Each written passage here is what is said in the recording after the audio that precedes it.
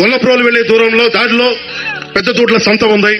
వాళ్ళకి మనం ట్యాక్స్ వసూలు చేస్తా ఉన్నాం కానీ ప్రభుత్వం ఇప్పుడు దాకా సౌకర్యాలు కల్పించలేకపోయింది. ఆ పశువులకి మనుషులకి కూడా వాటికి నీడనిచ్చి వాటిని కల్పించే బాధ్యత జనసేన తీసుకుంటుంది, కూటమి తీసుకుంటుంది. ఈ సాటర్డే ఇక్కడ పశువుల సంత జరుగుతూ ఉంటుంది అనమాట. ఇలా ఉన్న పశువుల సంత పవన్ కళ్యాణ్ గారు వచ్చిన తర్వాత మొత్తం ఇలా మార్చేశారు. ఒకసారి చూడండి.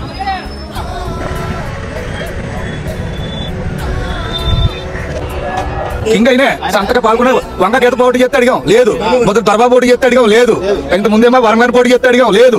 పవన్ కళ్యాణ్ మాట ఇచ్చాడు, మాట నిలబెట్టుకున్నాడు.